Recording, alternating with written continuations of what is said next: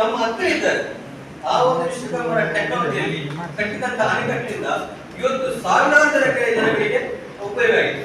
ಅಂತವರು ತುಂಬಾ ಜನ ಇದ್ದಾರೆ. ನಿಮಗೆ ಎಸ್ಕೇಪ್ ರಾಮಕೃಷ್ಣ ಆಚಾರ್ಯ ಆಗಿರ್ಬೋದು, ಅವರು ಸಾವಿರಾರು ಮಂದಿಗೆ ಉದ್ಯೋಗ ಕೊಡ್ತಾರೆ. ಅವರೊಬ್ಬರು ವಿಶ್ವಕರ್ಮ.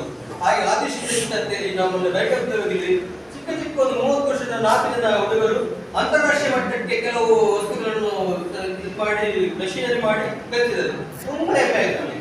ನಮ್ಮ ಒಂದು ವರ್ಗ ಇರ್ತೇನೆ ನಮ್ಗೆ ಮುಂದೆ ಮೊದಲಿಲ್ಲ ತಂದೆ ಮಾಡಿದಂತ ಕತ್ತಿಯ ಒಂದು ವಿದ್ಯಾಸ ಮತ್ತೊಂದು ಅದನ್ನೇ ಮುಂದುವರಿಸ್ತದೆ. ಇವತ್ತು ನಮ್ಮ ಜನಾಂಗ ಅದರಿಂದ ಹೊರಗೆ ಬಂದು ಅಂತಾರಾಷ್ಟ್ರೀಯ ಮಟ್ಟದಲ್ಲಿ ವಿಶೇಷವಾಗಿ ಇದೆಲ್ಲ ಕೊಡುವಂತ ಮಟ್ಟಕ್ಕೆ ಬಂದ ಅಂತ ಹೇಳುವಾಗ ಮೊನ್ನೆ ನಮಗೆ ಹೋಗುವ ತುಂಬಾ ಖುಷಿ ಪಟ್ಟಿದ್ರು.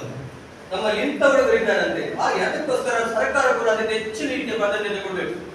ಮಾನ್ಯ ಪ್ರಧಾನಮಂತ್ರಿ ಆದಂತಹ ನರೇಂದ್ರ ಮೋದಿ ಅವರು ವಿಶ್ವಕರ್ಮರ ಬಗ್ಗೆ ಜಾಸ್ತಿ ಒಲವನ್ನು ನೀಡಿ, ವಿಶ್ವಕರ್ಮ ಸಮುದಾಯದ ಮೇಲೆ ಜಾಸ್ತಿ ಒಲವನ್ನು ನೀಡಿ ವಿಶ್ವಕರ್ಮ ಫಂಡನ್ನು ಕೂಡ ನೀಡಿದ್ದಾರೆ.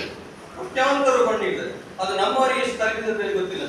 ಹಾಗೆ ನಮ್ಮ ರಾಜ್ಯದ ಮುಖ್ಯಮಂತ್ರಿ ಸಿದ್ದರಾಮಯ್ಯ ಯಡಿಯೂರಪ್ಪರ ಕಾಲದಲ್ಲಿ ಕೂಡ ಇದು ಬಂದಿದೆ.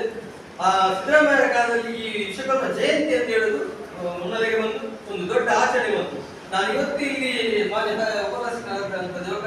ಮಾಡ್ತಿದ್ದೇನೆ ಅಂದ್ರೆ ನಮಗೆ ರಾಷ್ಟ್ರೀಯ ಮತ್ತು ರಾಜ್ಯದಲ್ಲಿ ಇವತ್ತು ವಿಶ್ವಕರ್ಮರ ಪೂಜಾರಾಧನೆ ದಿವಸದಲ್ಲಿ ನಮಗೆ ಒಂದು ರಜೆ ವ್ಯವಸ್ಥೆ ಮಾಡಬೇಕು.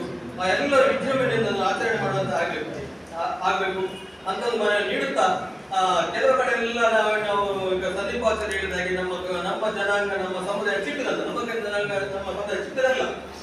ನಮ್ಮಲ್ಲಿ ನೂರಾರು ಪಂಗಡಗಳಲ್ಲಿ ವಿಂಗಡಣೆ ಆಗಿ ನಾವು ಚಿಕ್ಕದಾಗಿದೆ. ಅದೆಲ್ಲ ಪಂಗಡಗಳು ಒಂದಾಗಿ ವಿಶ್ವಕರ್ಮರನ್ನು ನಾವು ಆಡ್ ಮಾಡುತ್ತಾ ನಾವು ಭಾರತದಲ್ಲಿ ಬಲಿಷ್ಠವಾದ ಒಂದು ಸಮುದಾಯ ಆಗಿ ರೂಪುಗೊಳ್ಬೇಕಂತ ಹೇಳುತ್ತಾ ಈ ವಿಷಯಕ್ಕೆ ನೀವು ನಿಮ್ಮ ಸರ್ಕಾರಕ್ಕೆ ಮನವರಿಸುವಂತ ಹೇಳುತ್ತಾ ಈ ಒಂದು ಸುಂದರ ವೇದಿಕೆಯಲ್ಲಿ ನನಗೆ ಮಾತಾಡಲಿಕ್ಕೆ ಅವಕಾಶ ನೀಡಿದ್ದೀನಿ.